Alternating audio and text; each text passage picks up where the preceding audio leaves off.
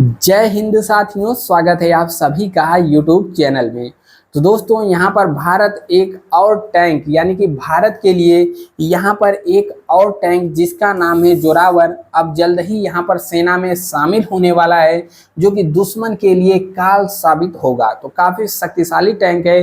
क्या क्या इसकी खूबियाँ हैं, कहाँ पर यह लड़ सकता है, बाकी इसमें क्या क्या खास बातें हैं, चलिए संपूर्ण जानकारी इस वीडियो में हम लोग जानते हैं। दोस्त, चैनल पे नए हैं तो सब्सक्राइब जरूर करिएगा चैनल को, ऐसे ही खबर आपको मिलते रहेंगे। और आपके सामने दिख रहा है जोरावर टैंक, तो वीडियो को लाइक भी कर देना है, दोस्तों तक शेयर भी करना है। और इसका नाम जोरावर टैंक है, तो जोरावर आखिरकार क्यों नाम पड़ा, तो इसके ऊपर भी चर्चा करेंगे। जैसे भारतीय सेना के पास जल्द ही लाइट वेट यानी कि हल्के वजन वाला, लाइट मतलब क्या होता है, हल्का, हल्के वजन वाला टैंक जोरावर होगा। और यहाँ पर बात किया जाए तो शनिवार को डीआरडीओ के जो प्रमुख हैं उन्होंने गुजरात के हजीरा में अपने हल्के युद्धक टैंक जोरावर, जो कि एलटी क्या है, जोरावर टैंक की झलक दिखाई है।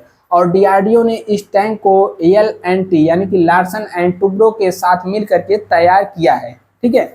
और इस टैंक को रिकॉर्ड 2 सालों में तैयार किया गया है। और क्या क्या इसकी खासियत है आपको चलिए यहाँ पर दिखाते हैं। देखिए, सबसे पहले जो इसका नाम पड़ा है जोरावर, वह कहाँ से आया है, तो इनका नाम यानी कि टैंक का नाम आया है जनरल जोरावर सिंह से।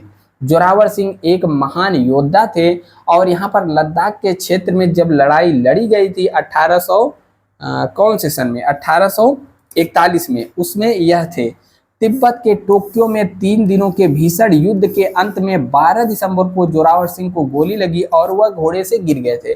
बाकी इनके बारे में बताया गया है कि जनरल जोरावर सिंह ने भारत की विजय पताका कैलाश मानसरोवर तथा भारत नेपाल के संगम स्थल तकलाकोट तक फहराई थी।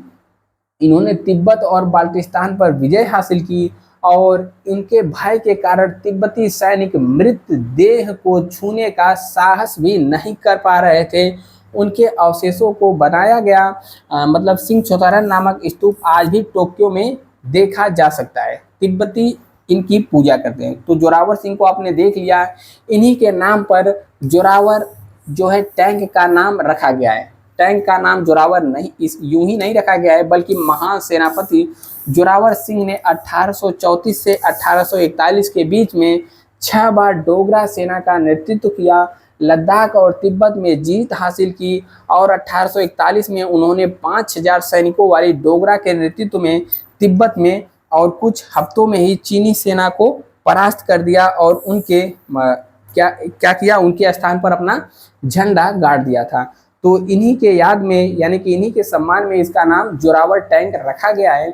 आप सभी को पता है कि इसकी ज़रूरत मतलब क्यों पड़ी इसकी ज़रूरत। तो देखिए, वर्ष 2020 में चीन और लद्दाख वाले क्षेत्र में काफ़ी यहाँ पर सैनिकों की भिड़ंत हुई थी। तो उसमें जो चीनी टैंक था वह काफ़ी हल्का था, तो वहाँ पर पहुँच गया था। और यहाँ पर पहाड़ी इलाकों के लिए भारत को एक हल्के टैंक की ज़रूरत थी, जो कि नहीं था। भारत के पास काफ़ी भारी भारी टैंक थे। अभी आगे भी हम बताएंगे कि भारत के जो भारी टैंक हैं उसी की वजह से अभी कुछ दिनों पहले हादसा भी हो गया और वहाँ पर कई सैनिक भारतीय शहीद हो चुके हैं।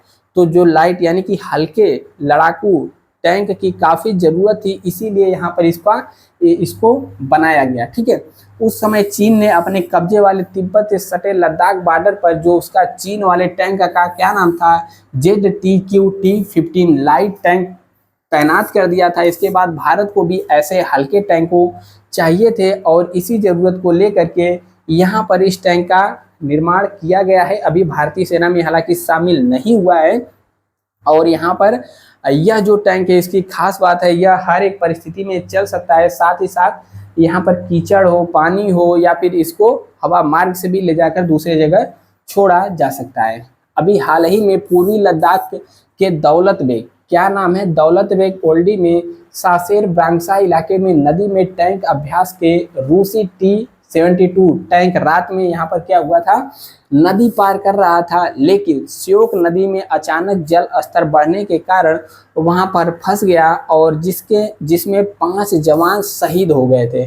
ऐसे में सेना को जल्द से जल्द हल्के टैंक की जरूरत पड़ी और जोरावर अपने हल्के टैंक और एम्फीबियस यानी कि उभयचर, पानी में भी चल सकता है, स्थल में भी चल सकता है, ठीक है, और भारी वजन के वाले T-72 और T-90 टैंकों की तुलना में आसानी से पहाड़ों पर खड़ी चढ़ाइयाँ भी चढ़ सकता है, उसके तुलना में यहाँ पर आधा हल्का है। आप यहाँ पर भी देख सकते हैं।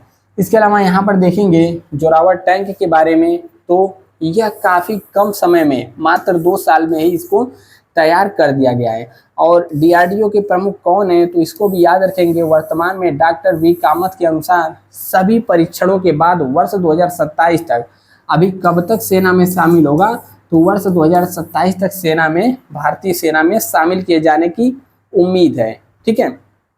और इसको काफ़ी कम समय में विकसित किया गया है। इसके बारे में थोड़ा सा और जानते हैं, जैसे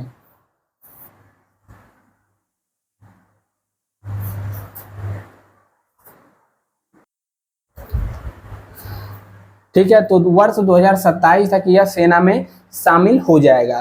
तो यह चीन का जो टैंक है, चीन की जो हल्के टैंक है, उसको यहाँ पर उसके काउंटर में एक तरीके से इसको तैयार किया गया है और भारत के लद्दाख वाले एरिया में यह काफ़ी मददगार सिद्ध होगा सेना के लिए, ठीक है, क्योंकि यह अपने हल्के वजन के लिए काफ़ी अच्छा रहेगा। बाकी आप यहाँ पर टैंक का इमेज देख सकते हैं। और वीडियो अच्छा लगा तो लाइक करिएगा। मिलते हैं नेक्स्ट वीडियो में। जय हिंद।